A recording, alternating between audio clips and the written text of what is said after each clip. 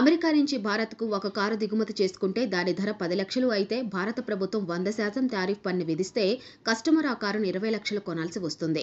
ఇలా చేస్తే స్థానికంగా తయారయ్యే కార్ల కొనుగోలు పెరిగి భారత్కు లాభం కలుగుతుంది. ఇప్పుడు ట్రంప్కి ఇదే నచ్చటం లేదు. డొనాల్డ్ ట్రంప్ మరోసారి వాణిజ్య రంగంలో సంచలన వ్యాఖ్యలు చేశారు. ఇతర దేశాలు అమెరికాపై ఎంత శాతం టారిఫ్లు విధిస్తే తాము కూడా అదే స్థాయిలో విధిస్తామని స్పష్టం చేశారు. ఈ వ్యాఖ్యలతో Bharat, China, European Union, Brazil, దక్షిణ కొరియా వంటి దేశాలపై ట్రంప్ ఆగ్రహం వ్యక్తం చేసినట్లు స్పష్టమవుతుంది. ఏప్రిల్ 2 నుంచి రెసిప్రోకల్ టారిఫ్ విధానం అమల్లోకి వస్తుందని ఆయన ప్రకటించారు. ట్రంప్ ప్రకటనలో భారత్ ప్రత్యేకంగా ప్రస్తావనకు రావడం గమనార్హం.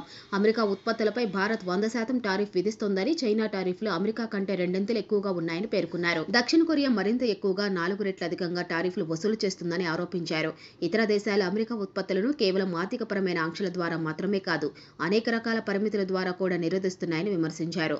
దీనికి ప్రతిస్పందనగా అమెరికా కూడా తగిన చర్యలు తీసుకుంటుందని హెచ్చరించారు.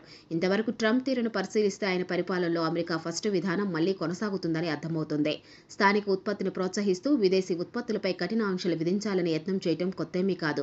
అయితే గతంలో భారత్, అమెరికా మధ్య వాణిజ్య ఒప్పందాలు, పన్ను విధానాల్లో మార్పులు చోటు చేసుకున్న ట్రంప్ తాజా ప్రకటనతో పరిస్థితి మళ్లీ వాణిజ్య యుద్ధం వైపు దారితీసే అవకాశం కనిపిస్తుంది. ఈ సందర్భంగా ట్రంప్ గత డెమోక్రటిక్ పాలనను విమర్శించారు. గత ప్రభుత్వం వల్లే అమెరికా ఆర్థిక వ్యవస్థ కుదేలైందని, 48 ఏళ్లలో అతిపెద్ద ద్రవ్యోల్బణం ఎదుర్కొన్నామని, నిత్యావసర వస్తువుల ధరలు పెరిగిపోయాయని పేర్కొన్నారు. మొత్తానికి ట్రంప్ తాజా విధానం భారత్ సహా పలు దేశాలకు పెద్ద సవాలుగా మారనుంది.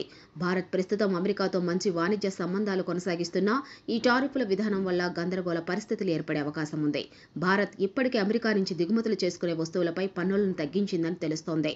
కానీ ట్రంప్ పాలనలో మరింత కఠినమైన నిర్ణయాలు తీసుకునే అవకాశం ఉందని విశ్లేషకులు అంచనా వేస్తున్నారు.